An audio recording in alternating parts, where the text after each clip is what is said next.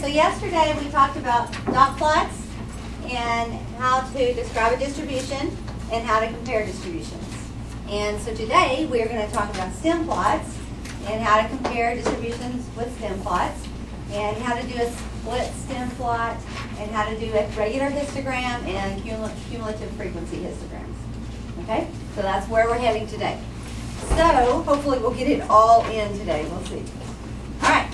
So this first set of data that we have here is they asked 20 female AP Stats kids whether they had how many pairs of shoes they had, and they answered with these numbers. And so what we're going to do first is we're going to make a stem plot of this. And so the stem is basically the first digit, or if they're a 3-digit number, then it would be the first 2 digits. Does that make sense? And if it's a decimal, then it would be the part before the decimal. And you would usually round it to the nearest tenth if it had more than one after the decimal. Okay. So in this case, I'm going to just do it without putting it in order, and then we'll put it in order. Okay. So as I go through this, I have 50, and so my stem is the 5, and the leaf is 0. Okay. Then I have 26, so 2 is my stem, 6 is my leaf. I have 26 again, so I do the same thing. Then 31, so I have a 1 after the 3. And then 57. And I want to line this up with my second digit that's straight above, so 6 straight above. And then 19, so I have that here. Then 24. Then 22. Then 23. Then 38. Then 13. 50. 13, 34, 23, 30, 49, 13, 15, and 51. The problem with this is that these aren't in order. Okay? And to be a proper stem and leaf, it needs to be in order. But that's pretty easy to remedy now that we sort of separated them. We can redo this. So our stems are 1, 2, 3, 4, and 5. And now I just put those in order. So I have 3, 3, 3, 5, and then 9. Then 2, 3, 3. Notice I'm lining up below the previous line. So 2, 3, 3, 4, 6, 6, then 0, 1, 4, 8, and then 9, and then 0, 0, 1, 7. Okay? Is that okay? Does that make sense? And then we typically make a key so that the person reading this knows how to read it. And so I'll make a little key that says 5/0 equals 50. Okay, it's equal to 50. And then now if somebody looks at that, they'll know what I mean. So like had this been a decimal, say 5.1, 5.0, then I would put 5/0 equals 5.0. Does that make sense? So whoever's reading it will know how to read this stem link. Do you have questions at all so far? Now, there's another way you could do this. And I'm going to show you. But you could put all of this in your calculator, sort, and then just not do the stem leaf on the left, but just do the final one because they're already sorted. So let me show you how to do that. So if you want to do that, you can. So in your calculator, I'm going to give you a second to give it, everybody have their calculator out. We're going to use our calculator more times than not, so you might as well have it out at the beginning of class. But in your calculator, you're going to go to Stat and then to Edit. So I'm going to hit the Stat and then 1. And then you're going to type it in. Mine's already been sorted, but you're going to type it in just like you see it in the chart. So you're going to type in 50, 26, 26, 31, just like you see it in the chart. Okay? So I'll give you a second to do that so you can see how this works. And I'm going to pause the video so people at home can do that as well. Okay, so once you've typed them all in, just hit second quit to get out of that screen. And then you're going to go, first off, one of the things I do a lot is if I give you data on a test or quiz, I'll tell you the sum of that list. And that way you can check the sum and make sure you typed them in right. So that way you're not missing problems because you just typed it in wrong. And so the way that works is you go to stat, oh sorry, I lied to you, second stat, second and then the stat, and then over to math, and then see number 5 is sum, and we want list 1, so we're going to hit second 1 and hit enter, and that tells me the sum of my list is 607. So if your sum is not 607, then you typed something in wrong. You want me to talk through that one more time, or are we okay? We're all right? Okay. So then now, if I want to sort this, I can use the same function. I go to second, stat, and then I'm going to go over to ops. So I'm just a right arrow, and see that sort A? I'm going to choose that one. And I want it to sort, so list 1, so I'm going to say second 1 and hit enter. And now if I go back to stat edit, I have everything in the list in order, which is beautiful because then I don't have to do 2 similes. I can just go ahead and put them in order. Does that make sense?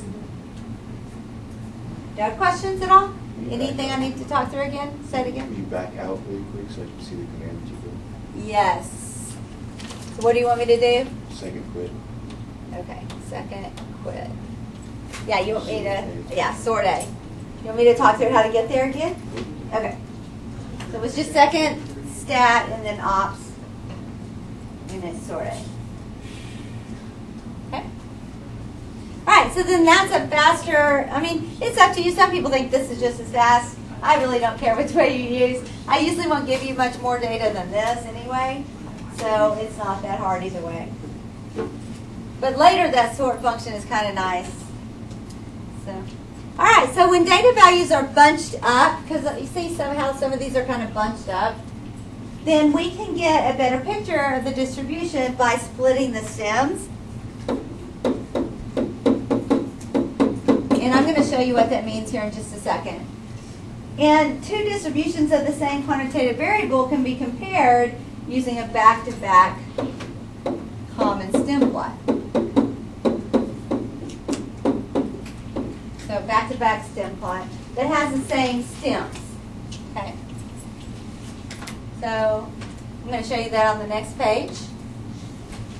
So here I've asked the same question to males and females now. How many pairs of shoes do you own? And on females it starts at 13, so there's no reason to have a stem of 0. But if you look at the males, it starts at like 4, and so you have to have a stem of 0. Okay? Now, a couple of things. Here I'm splitting stems, and so what that means is that any values for, so let me do the females so you can see what I mean.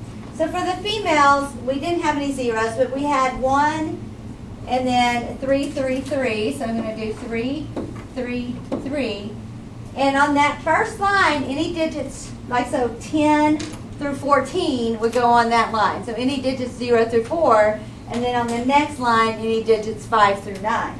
So on the next line, we would have 5 and 9. Does that make sense? So 0 through 4 is going the first line, 5 through 9 is going the second line. And so there's 2 stems here because there's 10 digits possible from 0 to 9, right? And so if I have to have a number of stems that I can, is divisible, if you will. So like for instance, if I have 10 digits, it has to be divisible by 2 for this to work, right? So could I have 3 stems? No, because I can't take 10 and divide 3 into that evenly. And so I could have, however, 5, right? Because 5 will go into 10 twice. Okay? If I had 5, then the first line would be 0, 1, the next one would be 2s and 3s, and so on. Okay, but typically what you see is just split stems like with just 2 stems. Alright, so let's fill in the females. So I'm going to do the females on this side. And this is the same data we were just looking at. We're just going on the other side. And so I have the 2s, I have 2, 3, 3, and 4. And then it skips down to 6 and 6. And then 3, 0, 1, 4, and then this will skip down to 8. And then 49, so I'm going to skip to the second. I don't have anything under the first 4. And then 0, 0, 1, and then the 7 gets brought down. And notice I'm trying to line up my digits vertically as well. And now I'm going to look at the male data, and I'm going to do the exact same thing. Okay? So I'm going to just pause real quick and let you try to fill this side in. And I'll pause the video so the people at home can do the same thing. Okay, so if you've done it correctly, this is what it should end up looking like. Okay? And so now, if I ask you to compare the distributions, the first thing you look at is what? The zeros. So, do you remember yesterday, compare the distributions? I had an acronym for that? Do you remember? Socks. Socks. So, what's the first thing you look at?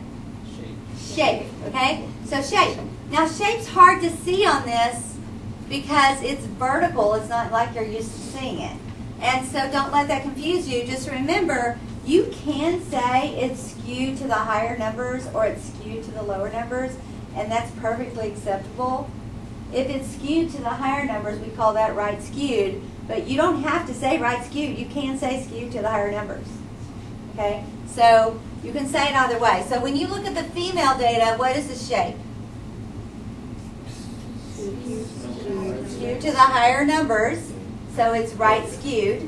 Okay? So if you look at this, the tail, okay, so if you look at this, the tail is like coming down there. It's more of a tail to the right, or in downwards, if you will, on this one, which means to the higher numbers. So we would call it right skewed. What about the males? What would we say? Left. Well, where is the tail? Oh. Right? It's to the higher numbers, right? So that's going to be right skewed. So it's weird to look at. So sometimes it helps to just say, is okay, where's the tail? Most of the data is in the lower numbers, so the tail would be to the higher numbers. The tail's to the higher numbers, and it's right skewed. Okay? So if I wanted to put that in context, I would say the female and male shoe distributions were right skewed. Right? Okay, what's the next thing I would talk about? Outliers. So what do you think? Or possibly, do we have some outliers? Okay, on the female side, 57 might be an outlier, but it might not be because it's really not really far removed from the rest.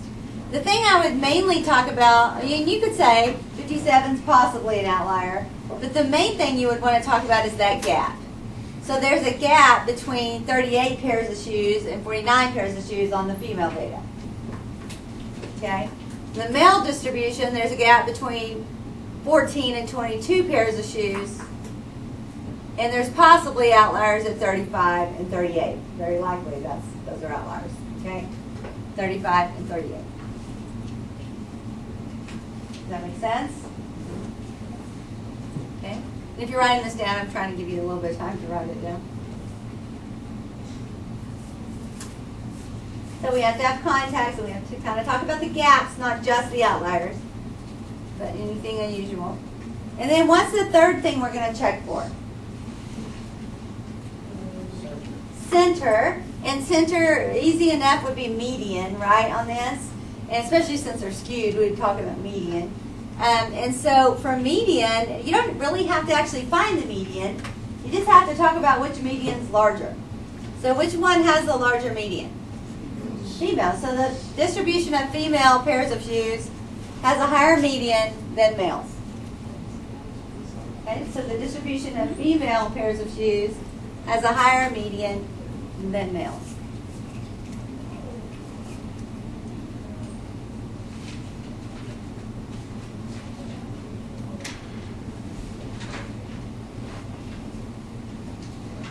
And then what's the last thing we would talk about?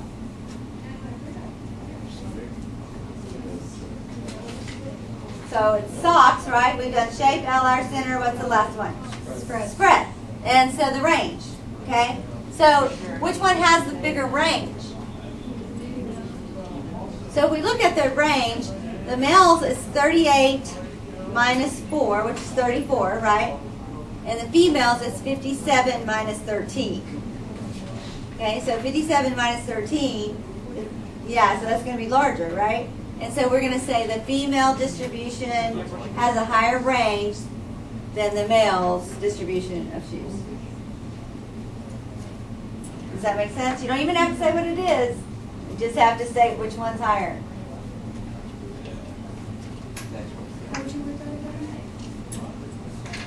Okay, so does somebody caught that I put this 2 right here in the wrong location? Because numbers here should be 5s through 9s, right? So that was a good catch. Thank you. And so this really should be right here. And so really my gap is still between 14 and 22, but at least now it's in the right location on the graph. Okay, if you catch something, let me know so we don't confuse the people who are watching the video. Okay? All right, so are we okay with the split stem, with how we're going to describe the distribution and all that? So far, so good? All right, let's move on. So the next thing we're going to talk about are histograms. A histogram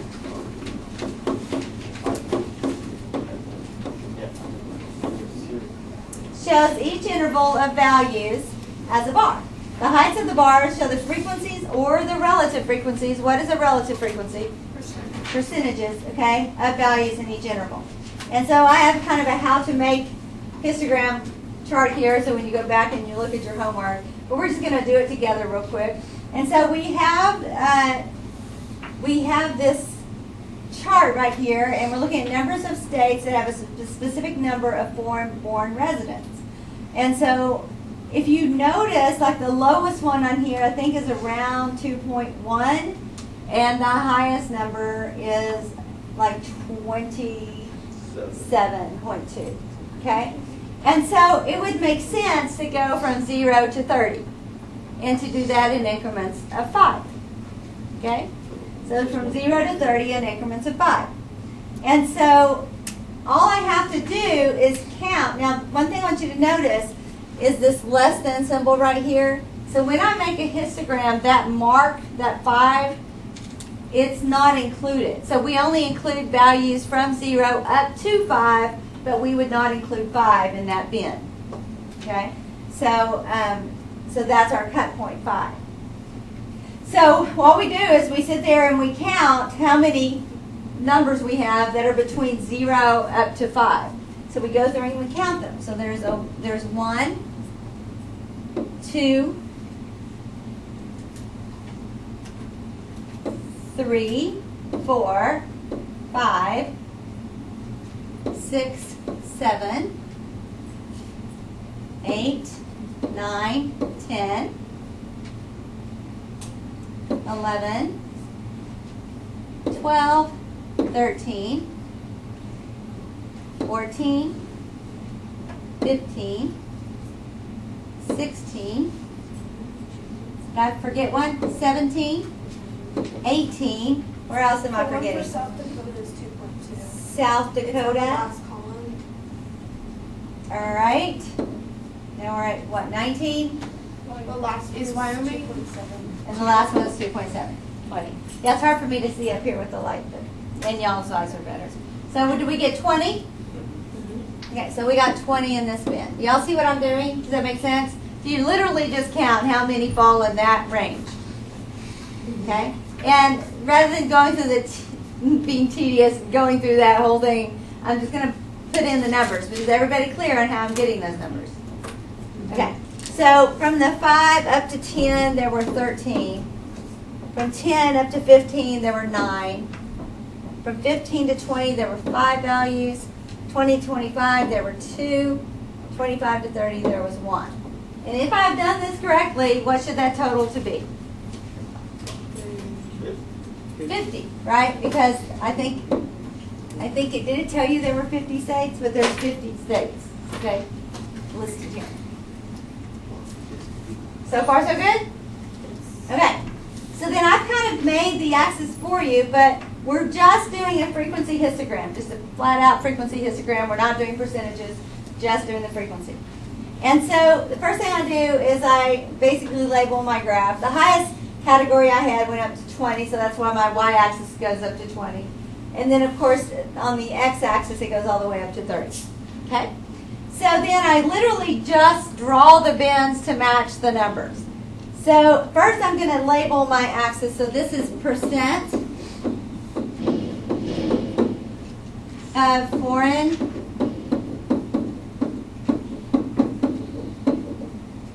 born residents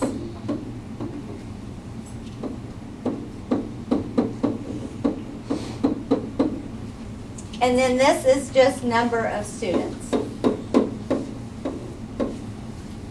Oh, sorry, number of states. I'm on the wrong problem. Number of states. Okay? So number of states, percent of foreign-born residents. So then from the 0 to 5 category, I had 20. So I'm just going to make sure that bin goes up to 20.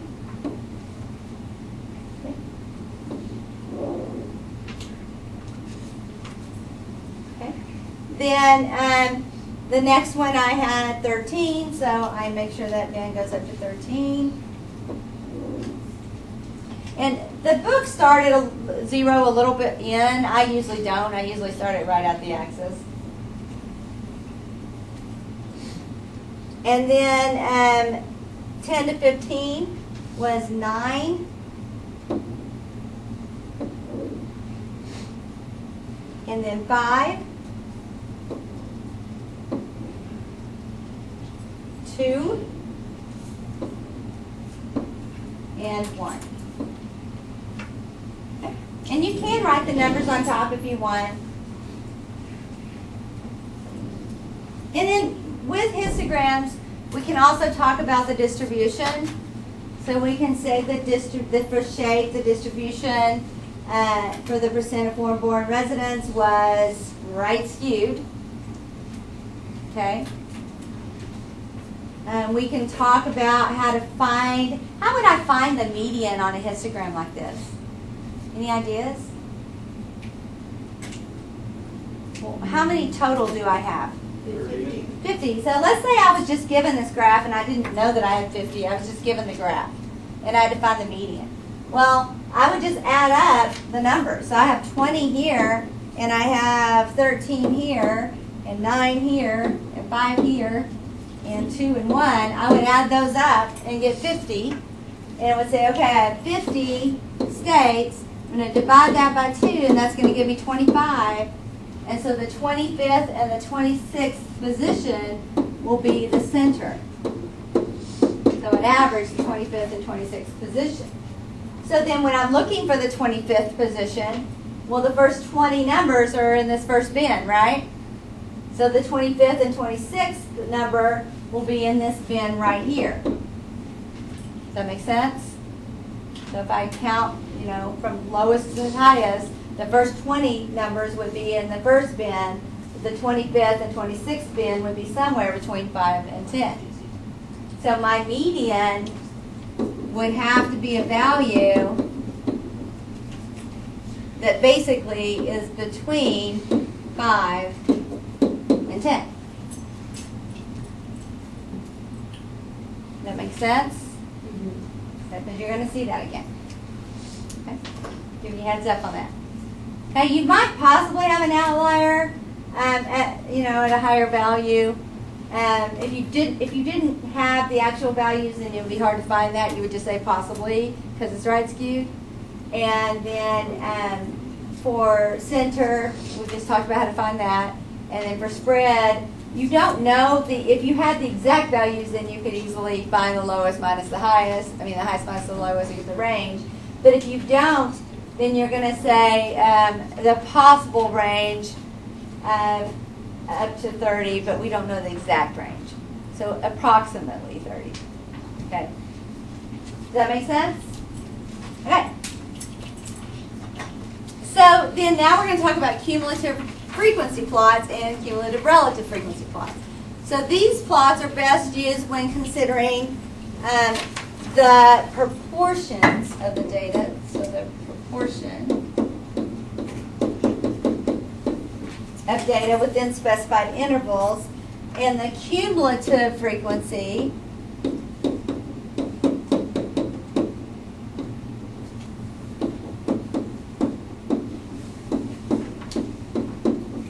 is the cumulative count within the specified intervals, and the cumulative relative frequency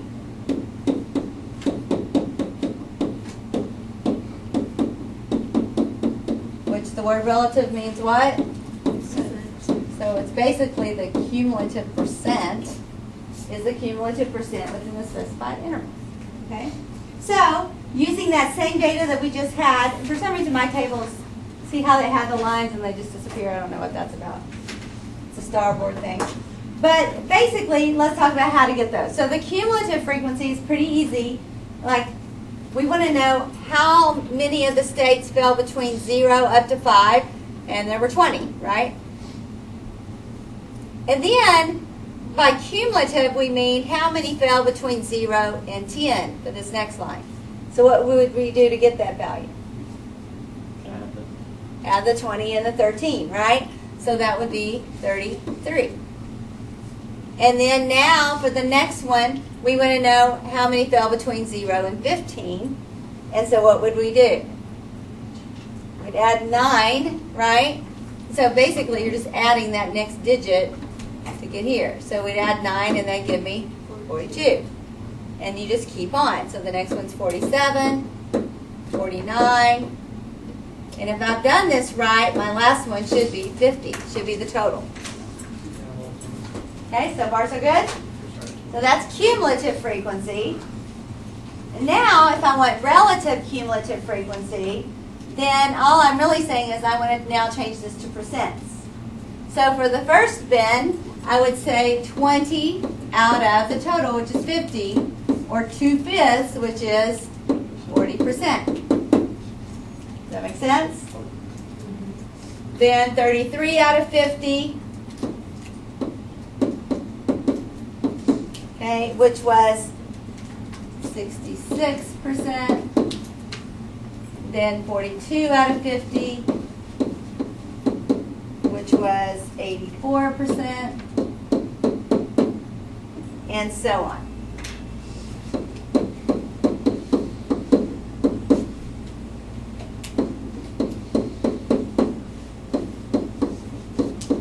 And if we've done this one right, we should end up with what percent? 100%, right?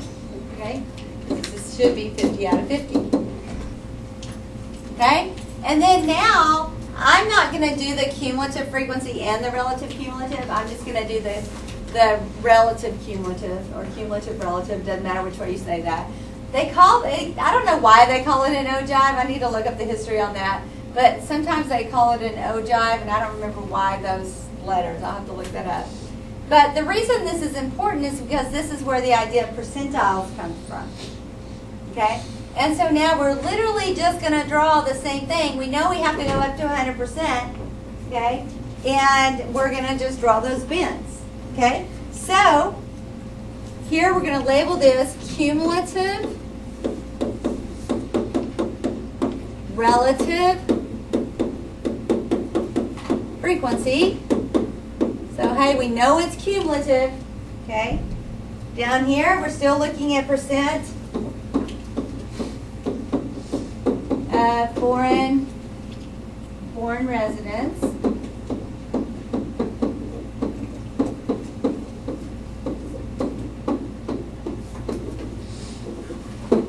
Okay, and then we're going to number this from 0 to 100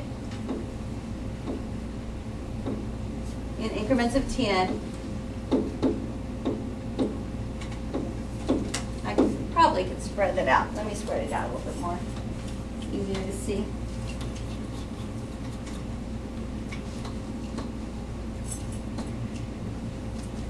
All right, so 10, 20, 50, 60.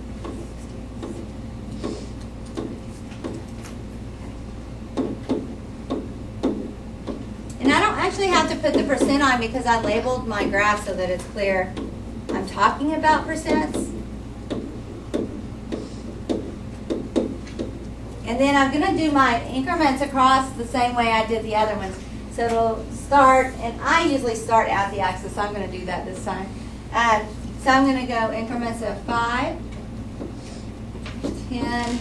I'm going to try to spread that out. Ooh, I'm trying to not hurt myself. For those of you who are not able to see, I just tripped over my own feet. Gotta love that. You missed the excitement. All right. So 5, 10, 15, 20, 25, 30. Okay? And so then now I'm just going to do those bins. So the cumulative from 0 to 5 was 40%. So I'm going to go up to 40%. Okay? And I could write the number above on, like right here if I wanted to. I'm such a horrible artist that sometimes I do that just for safety reasons. And then for the bin from 5 to 10 went up to 66%. So kind of just keep going.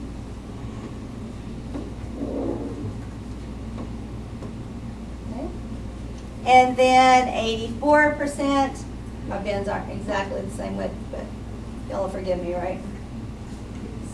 This time, you'll let me get away with it. If you're nice to me, I have to be nice to you, right? And then 15 to 20 is 94%.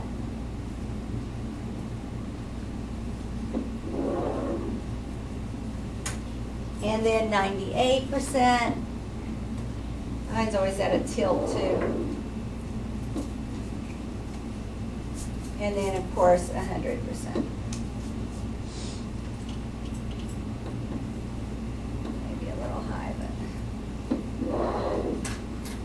All right, and so it's basically what we call a cumulative relative frequency histogram.